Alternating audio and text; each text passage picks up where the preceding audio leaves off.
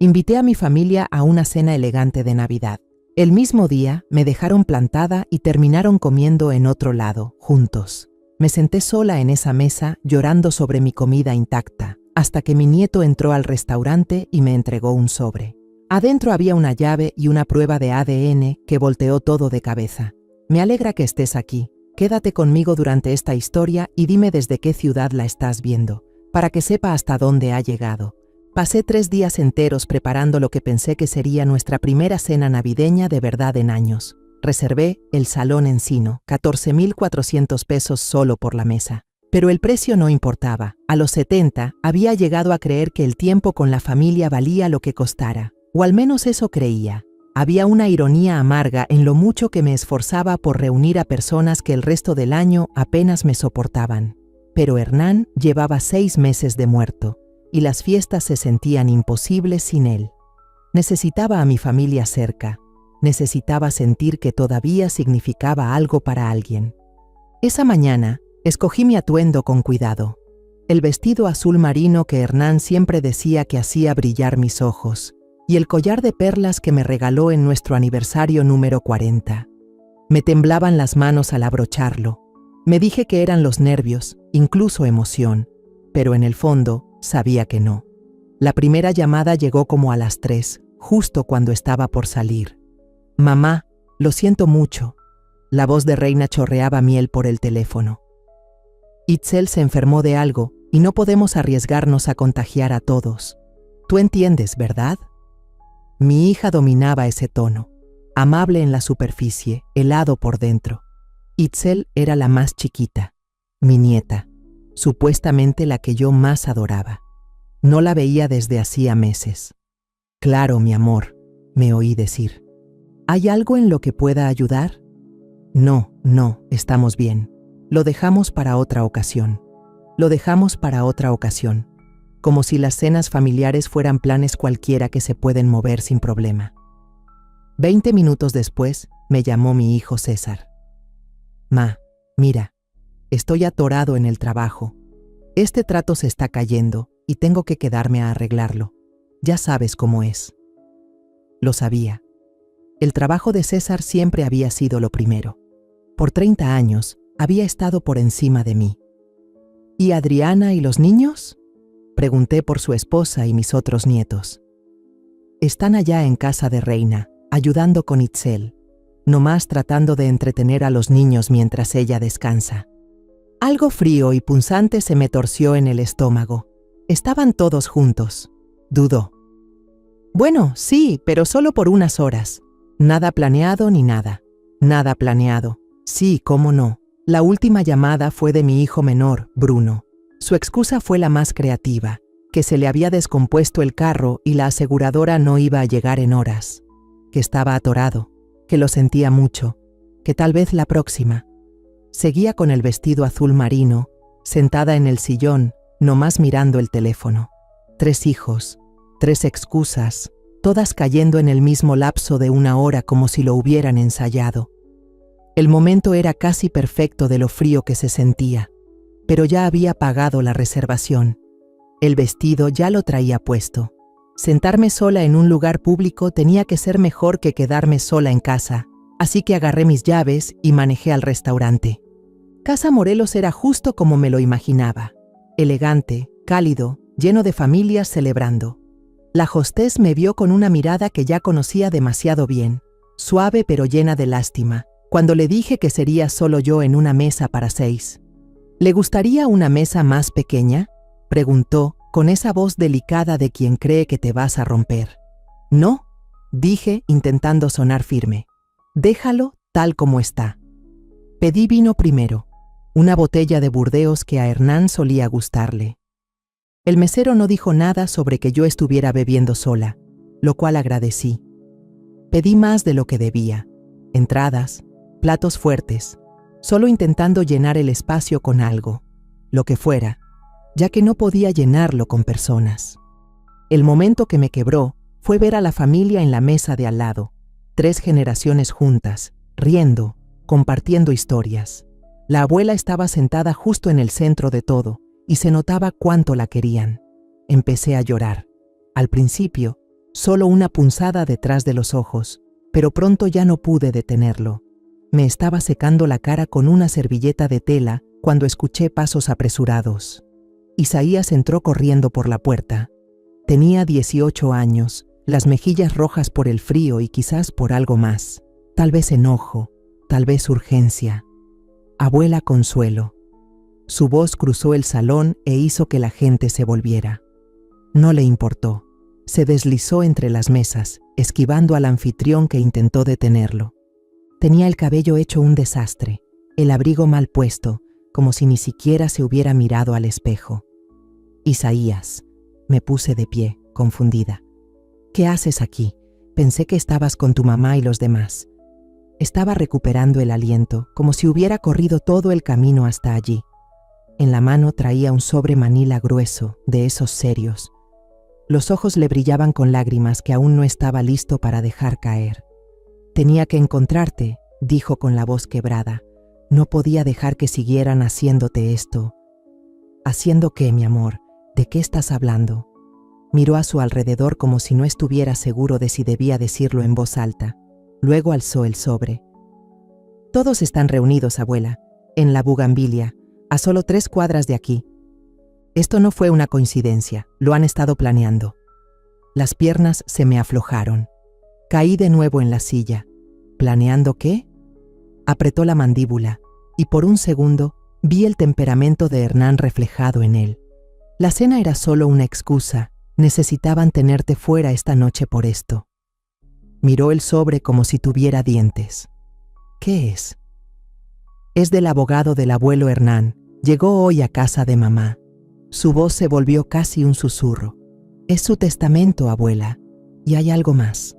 Se dejó caer en la silla junto a mí, en la que su mamá debió haber estado sentada. Me arrastraron a los arcos. Dijeron que era una charla familiar para decidir el futuro de la abuela Consuelo. Pero en cuanto el abogado empezó a leer, las manos de Isaías empezaron a temblar mientras dejaba el sobre entre nosotros. Es todo tuyo, abuela, la casa en el norte, el dinero, todo. El abuelo te dejó todo a ti. Por un segundo, el ruido del restaurante desapareció. Eso es maravilloso, mi amor. Pero, ¿por qué haría eso que todos se pusieran así de molestos? Pregunté. Digo, soy su viuda. Isaías no respondió de inmediato. Los demás habían estado diciéndole a todo el mundo, incluyéndome, que el abuelo iba a dejarles casi todo. Mamá ya tenía planes para remodelar la casa del norte. El tío César contaba con ese dinero para su empresa. El tío Bruno planeaba vender una parte para saldar unas deudas. Se me secó la boca. ¿Desde hace cuánto saben del testamento? Meses, murmuró Isaías. Tal vez más. Miró a su alrededor y luego añadió. Hay algo más aquí, abuela, algo que no quieren que leas. Metió la mano en el sobre y sacó lo que parecían ser formularios médicos. Es una prueba de ADN, dijo. El abuelo se la hizo antes de morir. Me temblaban las manos mientras tomaba los papeles, los ojos forzándose por entender los términos técnicos, pero había partes fáciles de captar. Era una comparación del ADN de Isaías con el del resto de la familia. No entiendo, susurré. La voz de Isaías bajó aún más. En realidad no soy tu nieto, abuela Consuelo. No soy hijo biológico de mi mamá. Me adoptó cuando tenía 2 años, pero nunca te lo dijo. Ha estado mintiendo todo este tiempo, fingiendo que soy parte de la familia para seguir sacándoles dinero a ti y al abuelo. Los papeles se me resbalaron de las manos y cayeron al suelo. Mi copa de vino se volcó, el rojo escurriéndose sobre el mantel blanco como sangre. Todo lo que creía saber sobre mi familia, sobre mi vida, se estaba desmoronando frente a mis ojos. Pero cuando miré a Isaías, ese muchacho que había perseguido la verdad directo al fuego, que había cargado con una mentira durante 15 años y decidió romperla justo ahora, sentí otra cosa, algo nuevo, empezar a brotar. Tal vez algo real. Isaías me acompañó al baño, donde me eché agua fría en la cara, tratando de asimilar lo que acababa de decirme.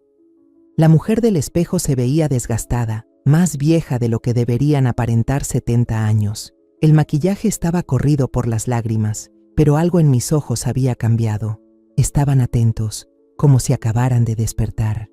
Cuando regresamos a la mesa, hice que Isaías comiera mientras me explicaba todo. Su voz ahora estaba tranquila, como si cargar con la verdad lo hubiera estado matando por dentro y decirla en voz alta por fin lo dejara respirar. La oficina del abogado no era nada como me la imaginaba, dijo, partiendo un pedazo de pan. El señor Aguado tenía un escritorio enorme de caoba y pilas de libros de leyes por todos lados. Mamá, el tío César y el tío Bruno estaban ahí sentados, actuando como si ya supieran lo que iban a sacar de ahí. Me serví otra copa de vino, con la mano más firme esta vez. ¿Cuánto tiempo habían sabido de la lectura del testamento? Mamá recibió la llamada hace 3 semanas. Montó todo un drama sobre lo difícil que sería encargarse de las cosas del abuelo, pero yo podía ver la emoción detrás de sus ojos. No dejaba de hablar de la casa en el campo, de cómo necesitaba arreglos, de cómo podíamos convertirla en algo hermoso. La casa en el campo. Hernán y yo compramos ese lugar hace 3 décadas, soñando con jubilarnos ahí. Cada verano nos sentábamos en ese porche con libros, nadábamos en el lago, imaginando los años tranquilos que vendrían. Pensar en Reina destrozándola y convirtiéndola en una especie de escaparate me revolvía el estómago. Y luego, en la oficina del abogado, Isaías tomó un trago de agua antes de seguir. El señor Aguado empezó a leer el testamento y al principio todo sonaba bastante normal. Unas donaciones a organizaciones benéficas, algunos recuerdos para los hijos. Pero luego llegó a la parte importante. La casa, las inversiones, las cuentas, absolutamente todo era para ti. Me lo imaginé con total claridad. Mis 3 hijos, sentados ahí con esas caras de suficiencia, dándose cuenta poco a poco de que no iban a recibir nada. La cara de mamá se puso pálida. Isaías siguió hablando. El tío César empezó a discutir, diciéndole al abogado que tenía que haber un error, que el abuelo les había hecho promesas. El tío Bruno solo se quedó ahí, atónito, con la boca abierta. ¿Y qué dijo el abogado? Mantuvo la calma, pero no cedió. Dijo que el testamento era claro, actualizado apenas 6 meses antes de que el abuelo muriera. Todo era para ti, con una condición. Si algo te pasaba, todo sería para los nietos, dividido en partes iguales, saltándose por completo a la generación intermedia. Así era Hernán. Siempre estuvo de mi lado, tal vez más de lo que yo mismo reconocí. Incluso después de muerto, seguía protegiéndome. Pero entonces el señor Aguado sacó otro sobre. La voz de Isaías bajó. Dijo que el abuelo había dejado instrucciones para abrirlo solo si había dudas sobre el testamento o sobre los lazos familiares. El corazón me empezó a latir con fuerza. La prueba de ADN. Exactamente. El señor Aguado dijo que el abuelo había notado algunas cosas durante las reuniones familiares. Gente hablando de dinero, haciendo planes. Quería estar seguro de quién contaba realmente como familia. Pensé en esas últimas cenas antes de que muriera Hernán. Estaba más callado de lo normal, observando a todos con atención. Yo pensé que era por el cáncer. Pero tal vez estaba viendo cosas que yo no quise ver, así que el abogado abrió el sobre ahí mismo. Isaías asintió.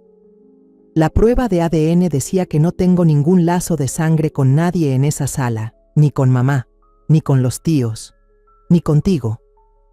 Había una carta de un investigador privado que el abuelo había contratado. ¿Un investigador privado? Sí. Resulta que mamá había mentido sobre mi adopción durante 15 años. La historia que contó, que yo era hijo de un primo lejano que murió en un accidente de auto, era completamente falsa. Lo que en realidad pasó fue que me consiguió mediante una adopción clandestina de una adolescente que no podía criarme. No tengo ningún vínculo biológico con tu familia. Me recargué en la silla, como si me hubieran dado un golpe en el pecho. ¿Pero por qué mentiría sobre algo así?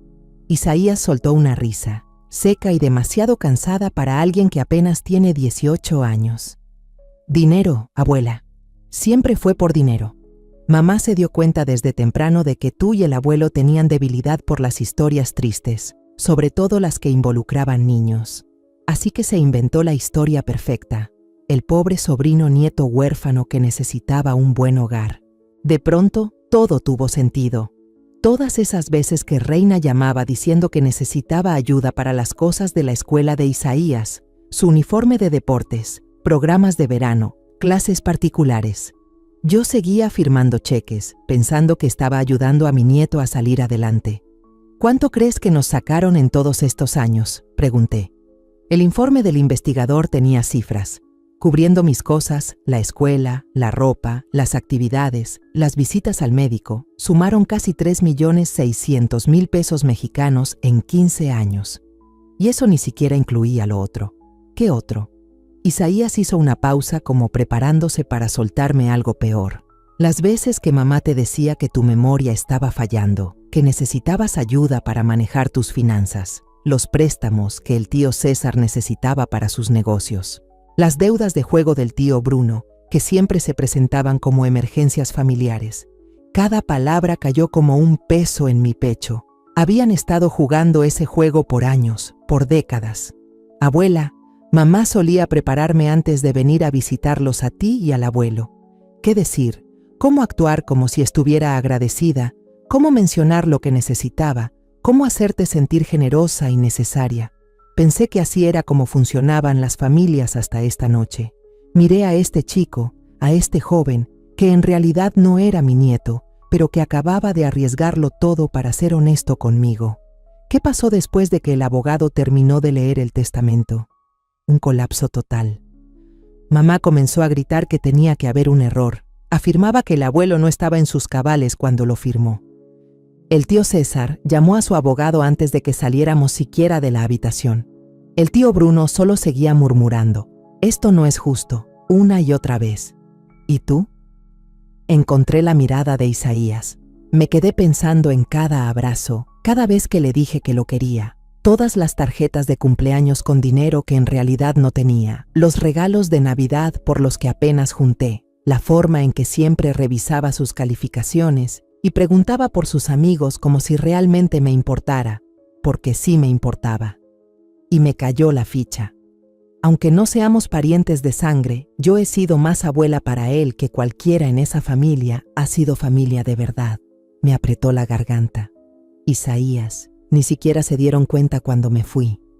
Estaban demasiado ocupados en ver cómo impugnar el testamento, cómo decir que el abuelo no estaba en sus cabales, cómo asegurarse de llevarse lo que creían que les correspondía. Mamá ya hablaba de contratar a su propio abogado. Por eso llegaste tú. Tomé el metro, corrí los últimos 8 cuadras bajo un viento helado, porque no podía quedarme de brazos cruzados y verlos atropellarte otra vez, abuela. Te habían dejado sola el tiempo suficiente. Sentada frente a Isaías en la mesa, vi su rostro aún sonrojado por el frío, sus ojos llenos de algo que no había sentido en años. No solo amor, sino esperanza. Tal vez la familia no fuera solo cuestión de sangre. Tal vez fuera cuestión de aparecer cuando importaba. Pero al tomar su mano, no pude sacudirme la sensación de que esta noche era solo la primera grieta. Si mis propios hijos habían mentido sobre Isaías durante 15 años, ¿qué más habían enterrado? Y más aún, ¿qué estarían dispuestos a hacer para quedarse con el dinero de Hernán? El viaje en taxi de regreso a mi casa fue silencioso. No hablamos, ambos atrapados en nuestros pensamientos. Isaías sostenía el sobre Manila como si fuera a estallar y honestamente algo podría pasar. De vez en cuando me miraba como si no estuviera seguro de si yo todavía confiaba en él. Como si también pudiera voltear contra él. Al llegar a mi edificio dije: «Puedes quedarte aquí esta noche, mañana resolvemos todo lo demás». Él asintió rápido. «Probablemente mi mamá está enloqueciendo ya», dijo. «Que enloquezca». Dentro de mi pequeño departamento preparé té mientras Isaías se sentaba en la mesa de la cocina, finalmente dejándose respirar. A la luz cálida se veía más joven de lo normal, demasiado joven para cargar la clase de verdad que traía. «¿Cuánto tiempo supiste?», le pregunté, poniendo la taza frente a él. «De que no eres de nuestra familia, digo». Isaías rodeó la taza con sus dedos, mirando el vapor. «Lo he presentido por años, pero esta noche por fin tuve la confirmación. Siempre hubo cosas que no cuadraban». «¿Cómo qué?», pregunté. sobre todo cosas médicas, dijo él. Cuando tenía 12 años me tuvieron que operar de apendicitis. Los doctores preguntaban una y otra vez sobre antecedentes familiares y cada vez mamá ponía esa cara de nervios. Se inventaba cosas. A veces decía, mis padres biológicos murieron muy jóvenes como para saber su historial médico. Otras veces decía que ciertas cosas las había heredado de tu lado, pero nada tenía sentido.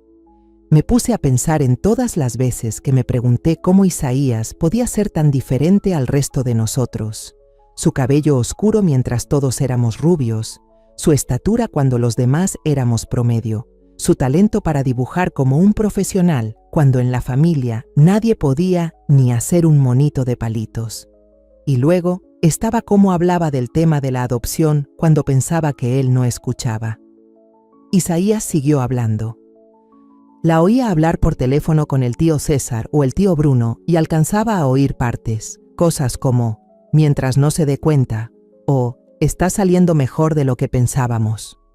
Eso debió ser una pesadilla para un niño. Más que miedo, era confusión, dijo él. No entendía bien qué era lo que escondían, ni por qué importaba si yo sabía que era adoptado. Muchos niños son adoptados, ¿no? Pero conforme fui creciendo, empecé a notar un patrón. ¿Qué patrón?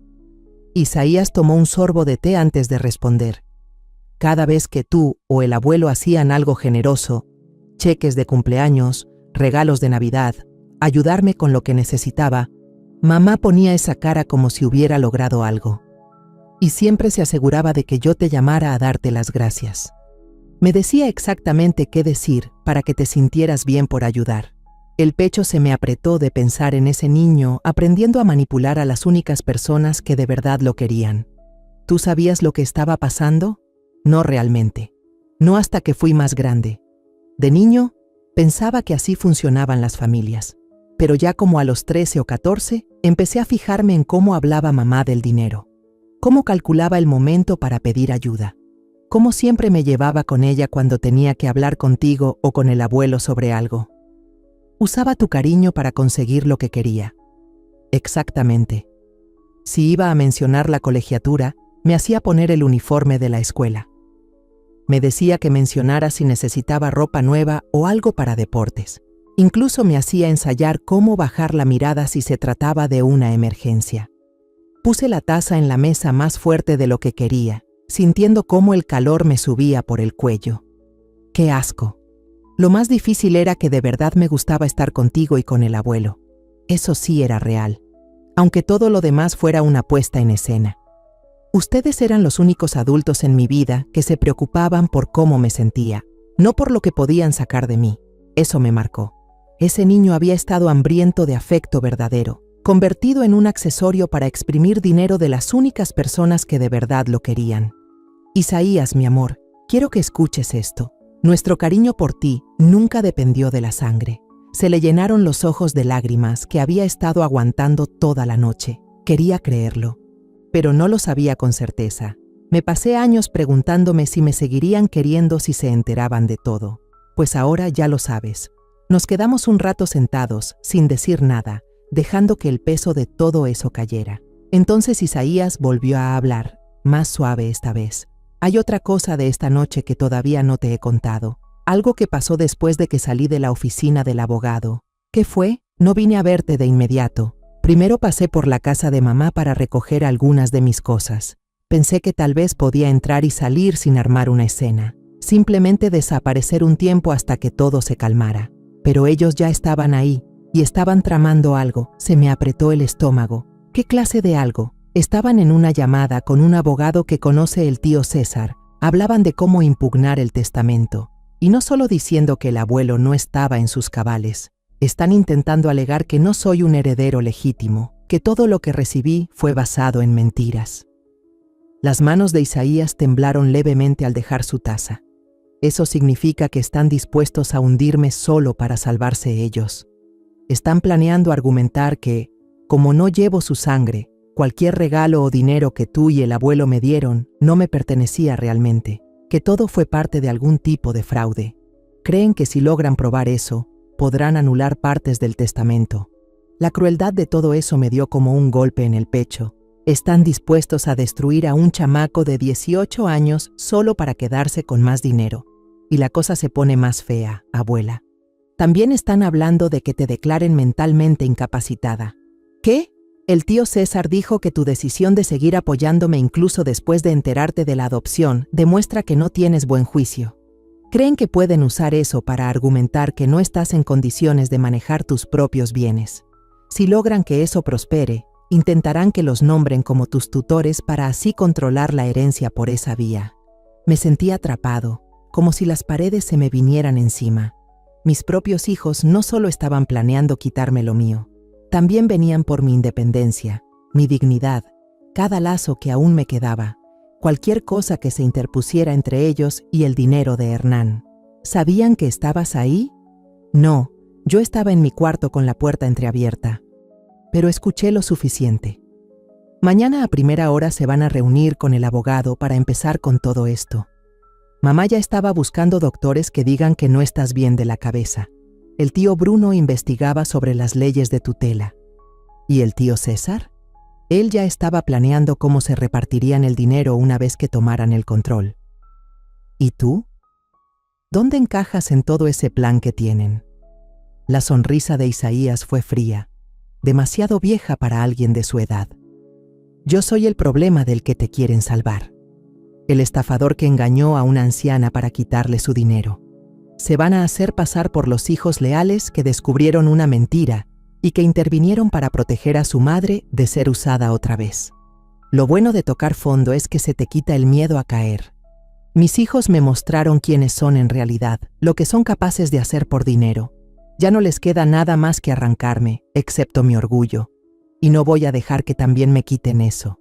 Isaías, dije, con la voz más firme de lo que había sonado en toda la noche. ¿Qué pensarías de ayudarme a darles la vuelta? Por primera vez desde que irrumpió en el restaurante, Isaías me regaló una sonrisa de verdad, una con fuego. Sentiría que por fin alguien en esta maldita familia está dispuesto a pelear. Está bien, dije mientras agarraba la libreta de direcciones de Hernán, porque mañana vamos a ver al señor Aguado nosotros mismos, y después vamos al norte a revisar esa casa, a ver qué más pudo haber dejado Hernán.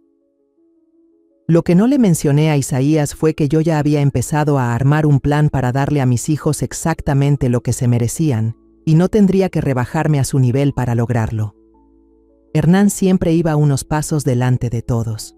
Si conocía a mi esposo, aunque fuera un poco, esta herencia era solo la primera capa de la red de seguridad que había construido a mi alrededor. Era hora de averiguar qué más había puesto en marcha. A la mañana siguiente, desperté con la mente más clara de lo que la había tenido en meses. Isaías seguía dormido en mi sofá, envuelto en la vieja cobija de Hernán, con una expresión de paz que nunca le había visto. Preparé café sin hacer ruido y llamé a la oficina del señor Aguado en cuanto abrió. «Señora Whitlow», dijo su secretaria con un tono cálido. El señor Aguado esperaba su llamada. «¿Puede venir esta mañana?» Tiene unos documentos más que dejó su esposo, con instrucciones muy específicas sobre cuándo debían ser entregados. ¿Más documentos? Hernán realmente pensó en todo. Isaías se movió mientras yo me vestía, frotándose los ojos como un niño que despierta de una pesadilla. Por un segundo, volví a ver a ese niño que Reina solía traer, con ganas de agradar, sin saber bien dónde encajaba. «¿Cómo te sientes?», le pregunté. «Como si de verdad hubiera dormido», respondió. Y yo conocía bien esa sensación. Tomamos un taxi hacia la oficina del señor Aguado, un edificio sencillo en el centro, donde el abogado de Hernán llevaba más de 30 años trabajando. Aguado parecía de mi edad, con ojos amables detrás de unos lentes delgados y una calma de quien ha pasado la vida ayudando a otros a salir del infierno. «Señora Whitlow», dijo al levantarse cuando entramos, «y tú debes de ser Isaías. Tu abuelo hablaba mucho de ti». Isaías parpadeó. «¿En serio?» «Por supuesto. Estaba profundamente preocupado por tu bienestar. De hecho, eso es parte de lo que nos reúne hoy». Aguado nos indicó que tomáramos asiento. Dijo que mi esposo había dejado instrucciones detalladas para entregar más material si alguien llegaba a impugnar el testamento o a cuestionar los lazos familiares. Tomó otro sobre Manila, más grueso que el que Isaías me había mostrado la noche anterior. No formaba parte oficial del testamento porque Hernán esperaba que no hiciera falta. Pero con todo lo que pasó anoche con el resto de mis hijos, Aguado pensó que ya era hora de que los viera. Me temblaban las manos al sacar los papeles. Había fotos, estados de cuenta bancarios, registros de llamadas y lo que parecían ser transcripciones de conversaciones. Hernán contrató a un investigador privado hace 18 meses, dijo el señor Aguado. Empezó a sentirse inquieto por el tipo de solicitudes de dinero que llegaban de parte de sus hijos y quiso llegar al fondo del asunto. La primera foto mostraba a Reina saliendo de un spa de lujo, del tipo que cobra más por sesión de lo que mucha gente gasta en el súper en todo un mes. La marca de tiempo indicaba que fue tomada 3 días después de que me llamó llorando, diciendo que no podía pagar los útiles escolares de Isaías. Me dijo que estaba haciendo turnos extra como enfermera solo para mantenerse a flote. Susurré. La siguiente imagen mostraba a César en un restaurante elegante, claramente atendiendo clientes con vino y champaña por toda la mesa. El recibo engrapado en la parte de atrás mostraba un total de más de 14,400 pesos. Ese mismo día me pidió prestados 3,000, diciendo que eran para gastos médicos urgentes.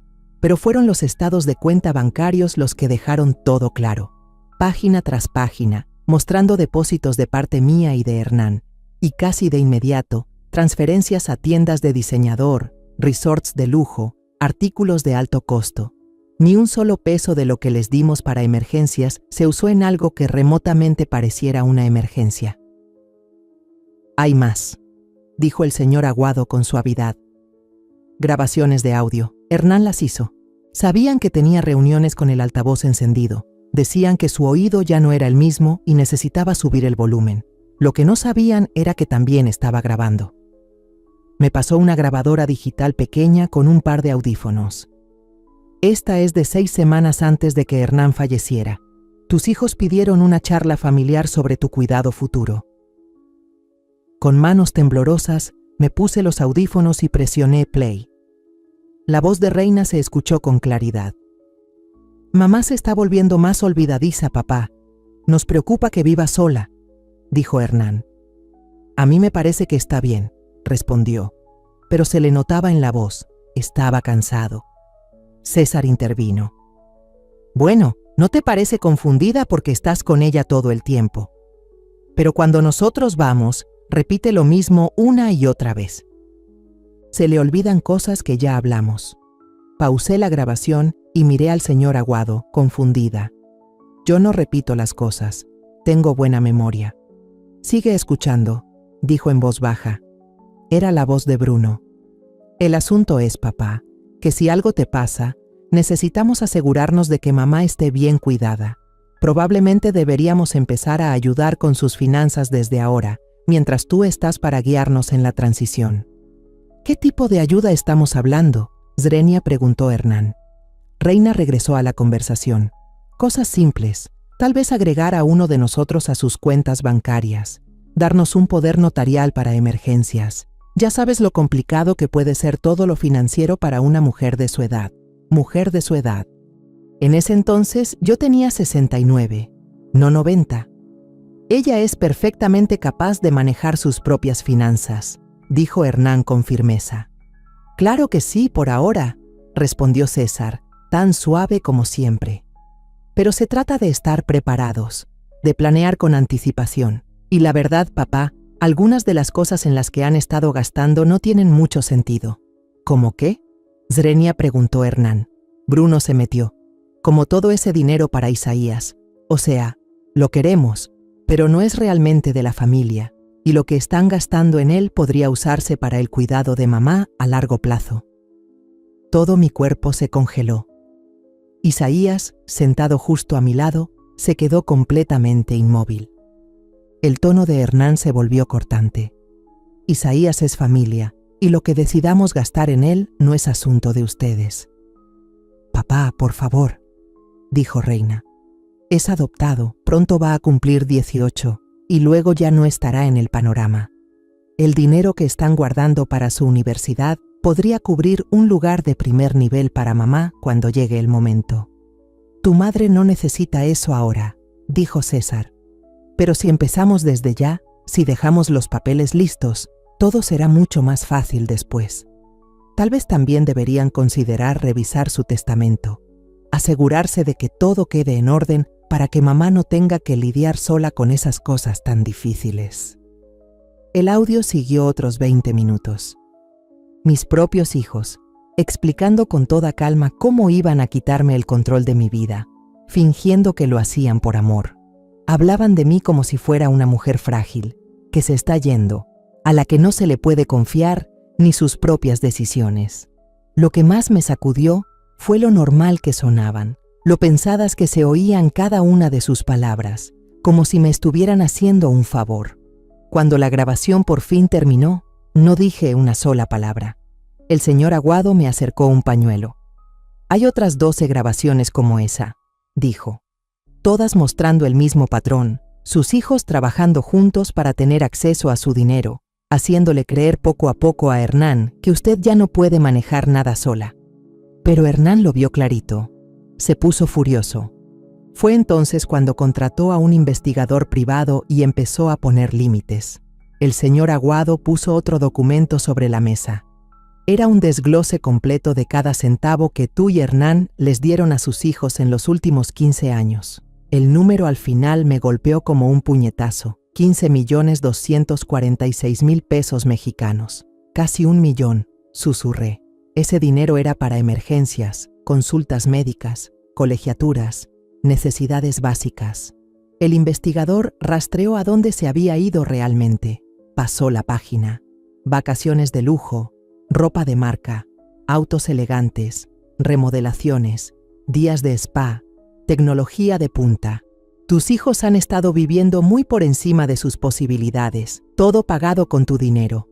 Isaías habló por fin. Por primera vez desde que llegamos, nunca estuvieron en apuros. Ni cerca, dijo el señor Aguado.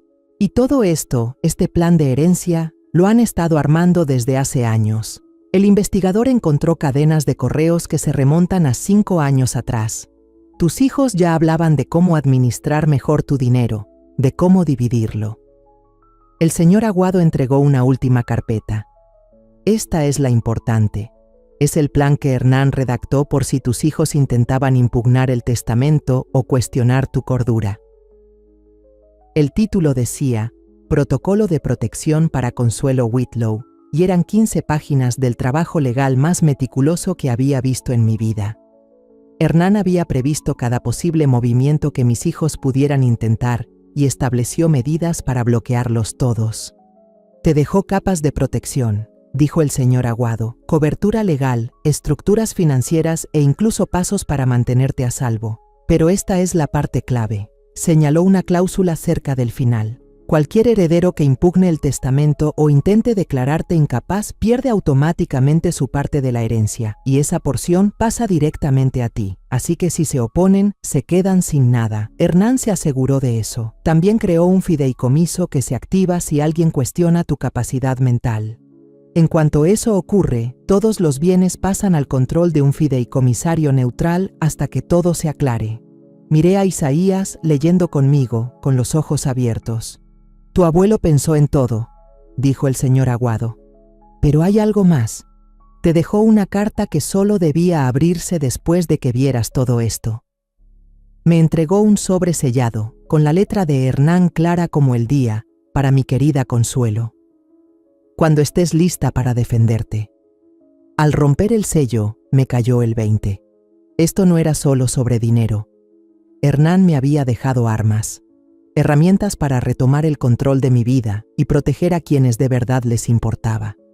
Como el joven a mi lado, que lo arriesgó todo para decirme la verdad. Mis hijos pensaban que llevaban la delantera, pero Hernán ni siquiera estaba jugando bajo sus reglas. Y ahora me tocaba a mí. El viaje hacia el norte tomó unas 2 horas. Isaías y yo casi no hablamos. Solo seguimos los caminos sinuosos que Hernán y yo habíamos recorrido juntos por 30 años.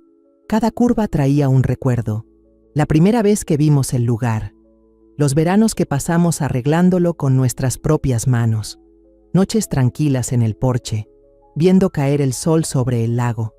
Leí la carta de Hernán 2 veces antes de salir de la oficina del señor Aguado, y sus palabras aún seguían acomodándose dentro de mí. El hombre con el que viví durante 45 años entendía cosas sobre nuestros hijos que yo había estado demasiado ciega o quizás demasiado blanda para enfrentar. Pero más allá de eso, me amaba lo suficiente como para usar sus últimos meses en construir un muro a mi alrededor. ¿Estás nerviosa?, preguntó Isaías mientras girábamos hacia el largo camino de grava. Nerviosa no es la palabra, dije, viendo aparecer la casa. Creo que estoy lista. Se veía exactamente como la dejamos ese fin de semana antes del diagnóstico de Hernán. Las mismas contraventanas azul desteñido, el mismo porche que rodeaba el frente, las mismas jardineras vacías esperando la primavera. Pero ahora que realmente era mía, ahora que Hernán se había asegurado de que nadie pudiera tocarla, se sentía diferente. Isaías me ayudó con la llave que nos dio el señor Aguado. No era la que siempre habíamos usado, sino una nueva que Hernán había mandado hacer en silencio, mientras todo lo demás se venía abajo. Por dentro, la casa todavía conservaba el aroma de esos saquitos de lavanda que metí en cada cajón, mezclado con el leve rastro del abrillantador de madera que Hernán juraba que era el mejor. «Es hermoso, abuela», dijo Isaías, mirando la chimenea de piedra y los estantes llenos de libros. «Ahora entiendo por qué mamá quería arreglarlo». «Tu mamá no quería arreglarlo», dije yo. «Quería destruirlo. Decía que estaba muy anticuado, muy estrecho, demasiado callado. Quería convertirlo en algo que pudiera presumir». Caminé despacio por el cuarto, pensando en la cocina donde Hernán y yo solíamos preparar el desayuno juntos cada mañana. En el rincón donde nos acurrucábamos con libros cuando llovía. En la recámara donde imaginamos nuestros planes de retiro.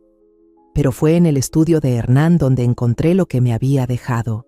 A simple vista, no parecía que faltara nada. Su escritorio aún tenía todos los crucigramas sin terminar, sus lentes doblados con cuidado sobre una biografía que había dejado a la mitad. Pero había un sobre el escritorio que antes no estaba allí, con mi nombre escrito con su letra inconfundible. «Aquí está», murmuré, con las manos temblando mientras lo recogía. Isaías se quedó en la puerta mientras yo me sentaba en la silla de Hernán y abría el sobre. Adentro había 3 hojas de ese papel color crema, cubiertas de una escritura que conocía como la palma de mi mano. «Mi querida Consuelo», empezaba, y tuve que detenerme antes de seguir leyendo, solo para no desmoronarme. «Si estás leyendo esto, significa que nuestros hijos por fin te mostraron quiénes son en realidad, y que por fin viste lo que yo he visto todos estos años. Lo siento, mi amor. Siento que tuviste que enterarte así, y siento no estar ahí para protegerte.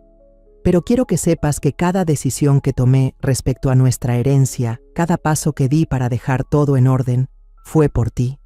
No por enojo hacia ellos, aunque Dios sabe que sí lo estuve. Fue por amor a ti y por la promesa de que nunca estarías a merced de ellos. Sé que crees que fallaste como madre.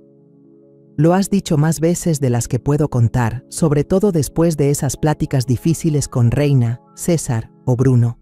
Has cargado con la culpa de su egoísmo, su arrogancia, la manera en que te han tratado como si no valieras nada.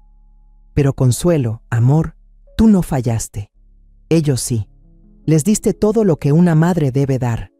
Amor, apoyo, dirección, oportunidades. Dejaste tus sueños en pausa para impulsar los suyos. Tomaste turnos extra en el trabajo para pagar sus estudios. Te privaste de cosas para que ellos no tuvieran que hacerlo. Y jamás les hiciste sentir mal por eso. El problema nunca fue el amor, Consuelo. El problema fue cómo llegaron a ver ese amor, como algo blando que podían aprovechar, como algo que se les debía, como una excusa para seguir haciéndote a un lado. Lo vi desarrollarse poco a poco, cada vez que los sacaste de algún lío que ellos mismos se buscaron. Cada vez que dejaste pasar que se ausentaran en momentos importantes de tu vida, cada vez que los justificaste o inventaste excusas ante los demás.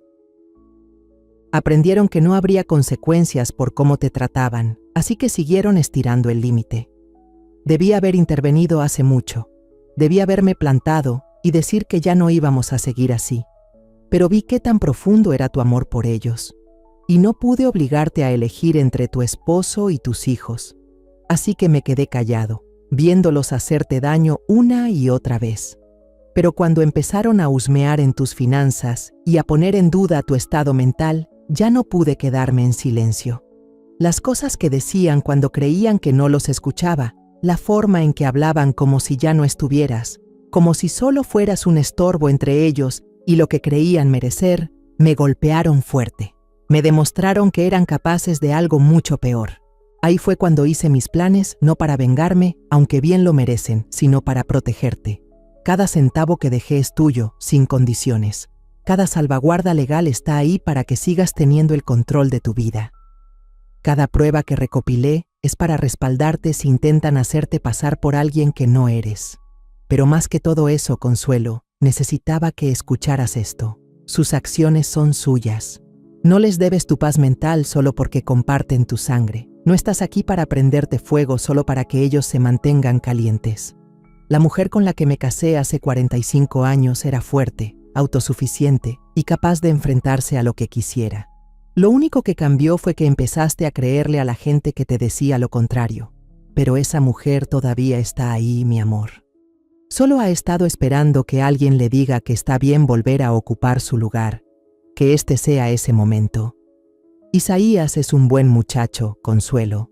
Sé que no es nuestro por sangre, pero ha mostrado más cariño y compromiso con esta familia que nuestros propios hijos. Si quieres mantenerlo cerca, estoy contigo completamente. Y si él decide quedarse contigo en vez de ir tras ellos, creo que los dos saldrán más fuertes por eso. Aparté un dinero extra en otra cuenta para su educación.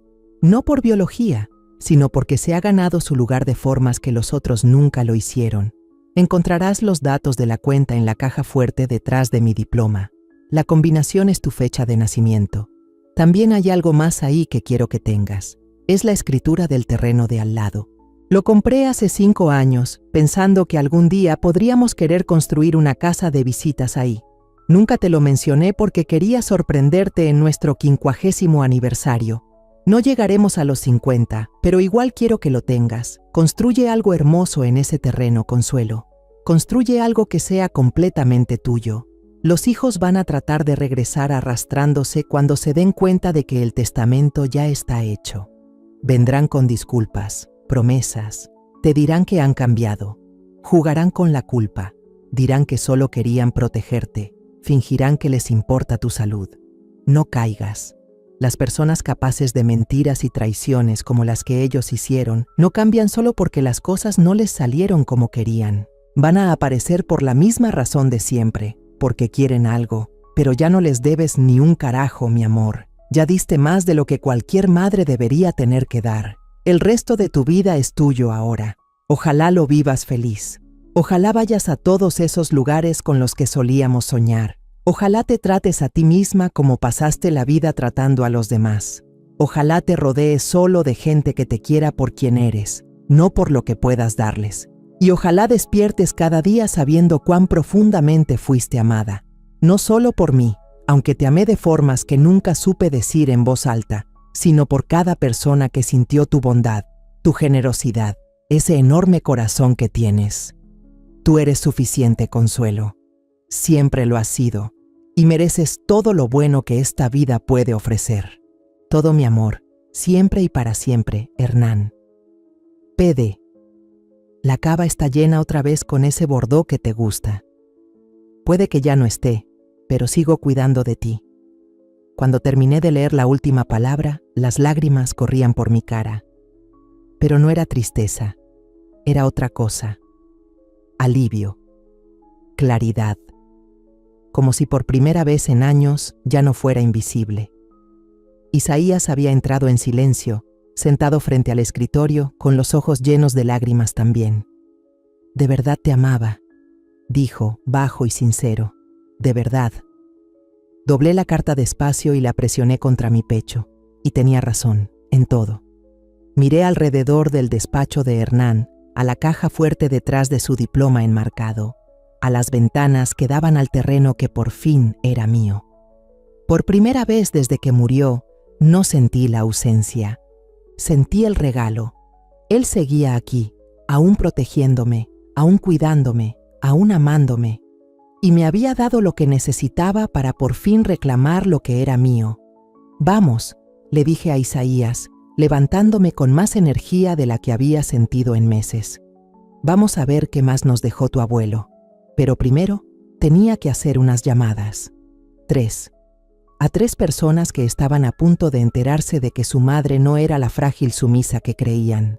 Ya era hora de que vieran con quién se habían estado metiendo todos estos años. Medio año después, estaba de pie en el porche de la casa del lago, viendo a Isaías cruzar el escenario en la preparatoria local. Se había cambiado de escuela para el último año, dijo que quería empezar de cero, pero yo sabía la verdad. Quería quedarse conmigo y yo quería que estuviera aquí tanto como él. La casita de invitados con la que Hernán solía soñar estaba casi terminada, levantándose junto a la casa principal como algo sacado de un cuento. Isaías había hecho los planos él mismo. Siempre tuvo una vena creativa, aunque a su madre nunca le importó apoyarlo. Ese lugar sería suyo cuando empezara la universidad en otoño, su base, su cuarto, su forma de regresar cuando quisiera, porque este era su hogar ahora, para los dos. Las llamadas que hice ese día en el estudio de Hernán no se alargaron, fueron breves, definitivas. 3 llamadas pusieron fin a 40 años de ser usada, manipulada y tratada como un cajero automático en lugar de una madre. Reina lloró, obviamente. Las lágrimas siempre habían sido su truco favorito. «Mamá, no hablas en serio. Somos familia. Las familias se perdonan». «Tienes razón», le dije. «Las familias se perdonan, pero también se respetan, y tú dejaste de hacer eso hace mucho tiempo». «¿Y qué pasa con Isaías? No puedes simplemente robarte a mi hijo». «No me estoy robando a nadie. Isaías tiene 18 años. Es mayor. Él decide dónde quiere vivir. Y se está quedando con la persona que de verdad lo quiere». César eligió el enojo en lugar de la culpa. «Esto es una locura. Mamá, estás dejando que ese chamaco te vuelva en contra de tus propios hijos. ¿No ves lo que está haciendo?»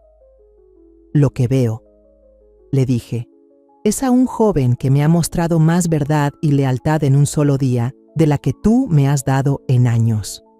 Lo que veo es a alguien que vino a buscarme cuando estaba rota y sola, no a alguien que estaba conspirando con abogados para dejarme sin mi propio dinero. No estábamos conspirando, estábamos tratando de protegerte». ¿De qué, César? ¿De poder cuidarme sola? ¿De poder tomar mis propias decisiones? ¿De ser feliz por fin? No, Amber. Estaban tratando de protegerse a ustedes mismos, del miedo de que tal vez yo usara mi dinero para mí en vez de guardarlo para ustedes. Bruno fue el más directo conmigo, probablemente porque siempre fue el peor para mentir. «Mira, mamá, tal vez la regamos, pero seguimos siendo tus hijos, no puedes simplemente cortarnos».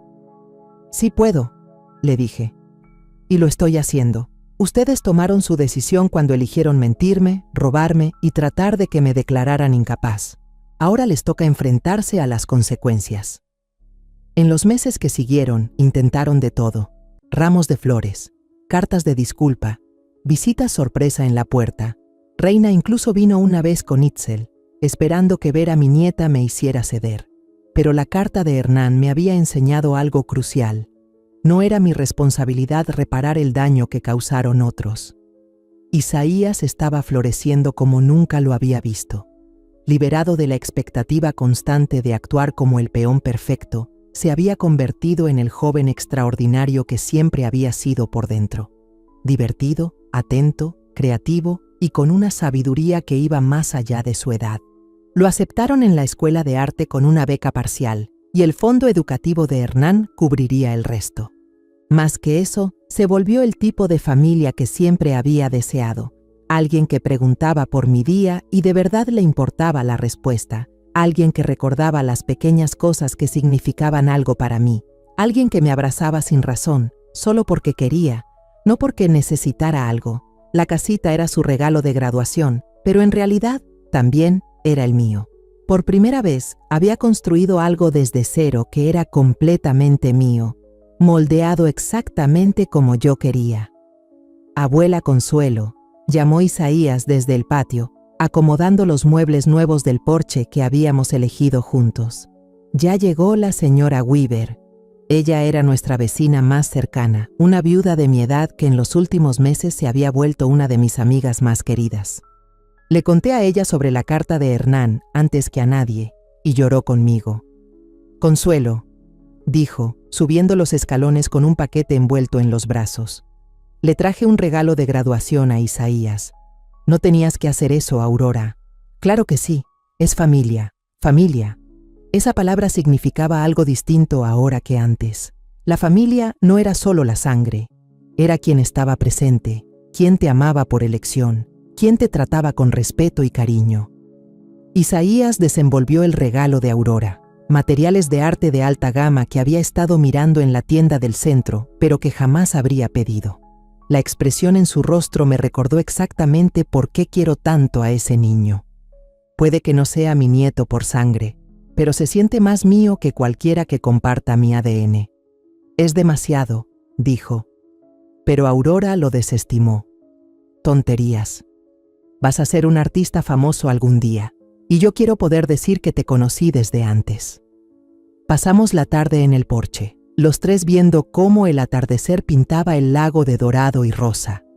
Isaías dibujaba mientras Aurora y yo hablábamos de nuestros jardines, nuestros libros, nuestras vidas tranquilas y constantes.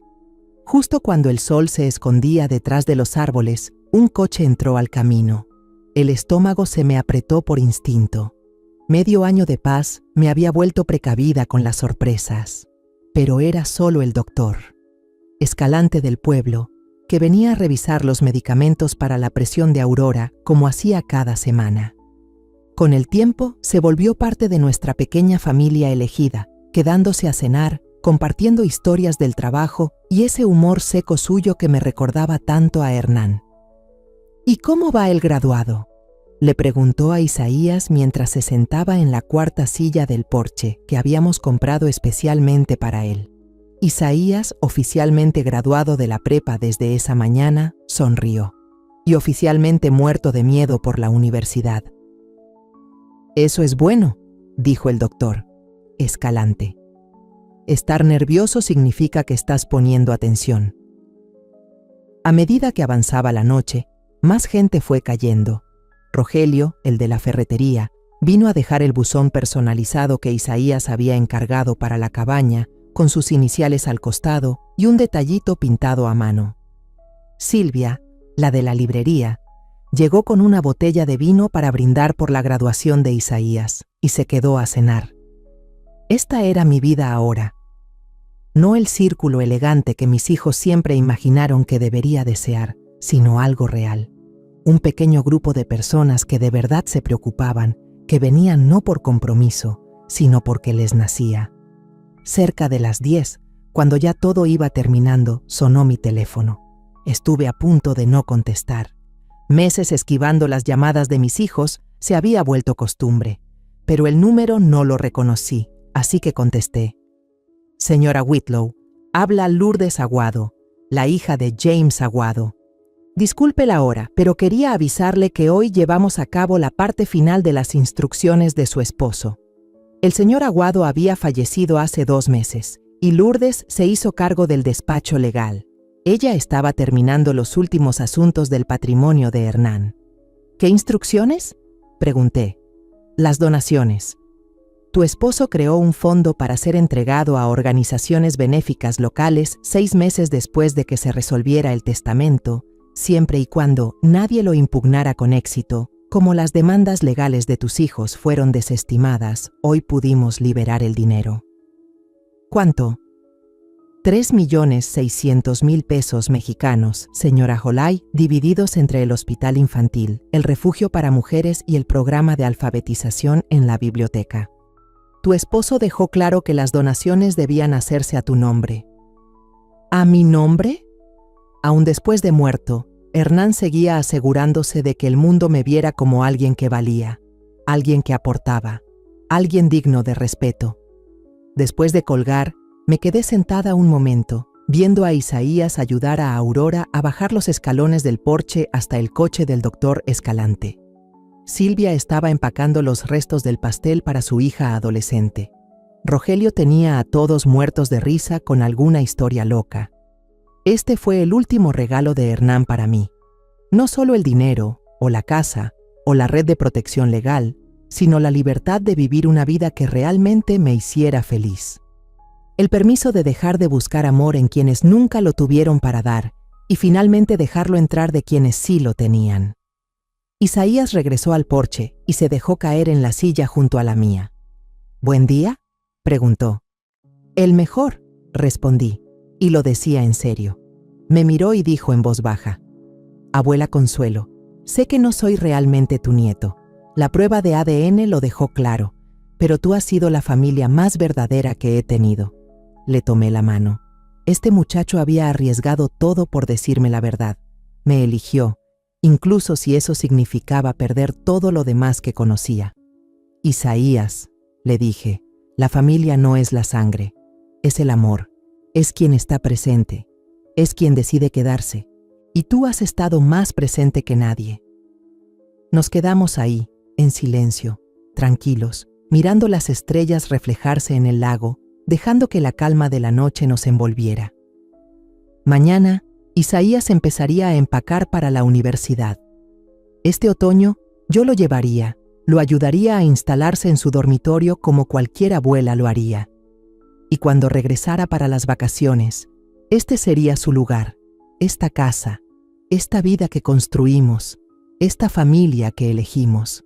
Mis hijos probablemente seguirían intentando volver, probablemente se aparecerían en Acción de Gracias o Navidad, jurarían que habían cambiado, intentarían hacerme sentir culpable para que los dejara entrar de nuevo. Pero la carta de Hernán seguía en el cajón superior de mi tocador, y cuando necesitaba recordar quién era y lo que merecía, la leía otra vez.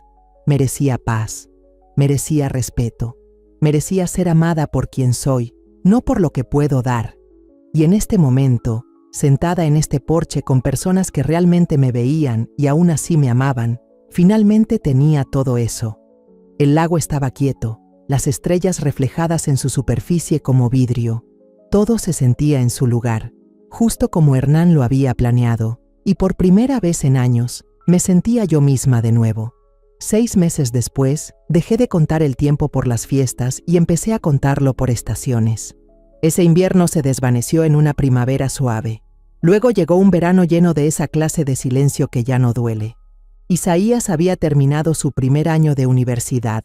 Estaba en casa por vacaciones, más bronceado de lo que recordaba, y de alguna forma más alto también. Pinté los gabinetes de la cocina de un amarillo pálido solo porque quise. Nadie lo cuestionó. Nadie dijo que era un desperdicio. Era el tipo de decisión que solo se toma cuando dejas de vivir para otros. No supe nada de mis hijos, al menos no de una forma que valiera.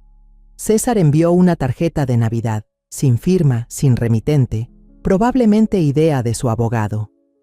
Reina intentó venir 2 veces, una con Itzel. Dejó una lata de galletas en los escalones del frente y una nota que decía: no desperdiciemos más años, pero la tinta era demasiado perfecta, demasiado ensayada. No abrí la puerta. Algunos lazos no necesitan arreglarse, necesitan cortarse. Isaías pasó ese verano trabajando en la Galería del Norte. Sus bocetos se estaban volviendo más nítidos, su voz más segura. Algunas tardes nos sentábamos en el porche con limonada y música suave saliendo de la cocina, y él hablaba de ideas como construir un espacio comunitario cerca del terreno viejo que había comprado Hernán, un lugar donde los niños pudieran aprender a pintar, una pequeña biblioteca al lado. Yo solo escuchaba, con el corazón completamente abierto. Así se sentía, ver cómo se construía un futuro que no dependía de la aprobación de nadie más. Un futuro que uno podía nombrar como propio. Una noche de agosto, justo antes de que regresara a la escuela, Isaías se paró en el porche mirando hacia el lago y dijo: creo que voy a usar tu apellido. Dejé mi taza, sin estar segura de haber escuchado bien. Se volteó hacia mí, un poco nervioso. No legalmente, aún no. Pero cuando me presente en la escuela, quiero decir Isaías Whitlow. Simplemente se siente más real. No pude hablar por un momento. Solo le tomé la mano y asentí. No me debes eso, le dije al fin. Lo sé, dijo. Por eso quiero hacerlo. No necesitábamos un juez ni un documento. Ese niño era mío. Él me eligió como yo lo elegí a él. Eso era suficiente. El otoño llegó rápido. Los árboles se volvieron dorados y rojos. Llevé a Isaías de regreso a su campus, lo ayudé a subir sus materiales de arte, le acomodé su cuarto y le guardé una lata de las galletas de mantequilla favoritas de Hernán en su cajón. Antes de irme, me abrazó como si no quisiera soltarme nunca. ¿Estás bien?, preguntó. Ahora sí, respondí. Cuando regresé a casa, la cabaña estaba en silencio, el porche barrido, la lavanda en las ventanas floreciendo otra vez. Aurora vino con un pie recién hecho y se quedó conmigo hasta que se fue el sol. No preguntó si extrañaba a los niños, no hacía falta. Por fin entendí lo que Hernán trataba de decirme en esa carta, que soltar no era debilidad, que el silencio no significaba que no me importaba, significaba que ya no tenía nada más que explicar. Había vivido suficientes años para los demás, ahora estaba viviendo para mí. Abrí esa botella de Burdeos que él dejó en la primera noche fresca de octubre. Serví una copa, luego otra. Me lo tomé con calma, dejando que el silencio llenara el espacio donde antes vivía el arrepentimiento. Y antes de acostarme esa noche, susurré en la casa vacía. Gracias, Hernán. Por todo el viento susurró entre los pinos. En algún lugar profundo de las paredes, el calor de ese hogar latía constante, como un corazón. Como una promesa cumplida. Ya no estaba esperando ser vista, ya estaba completa, y por fin estaba en casa. La historia que compartimos es ficticia, pero nace de situaciones reales. Los nombres y lugares han sido cambiados para proteger a los involucrados. No contamos esto para juzgar, sino para ofrecer un momento de reflexión. ¿Cuántas madres están sufriendo en silencio dentro de sus propios hogares? Y en verdad, si tú estuvieras en mi lugar, ¿qué harías? ¿Te quedarías callada para mantener la paz? ¿O hablarías para recuperar tu vida? Me encantaría conocer tu opinión, porque cada historia es una vela, iluminando el camino de alguien más.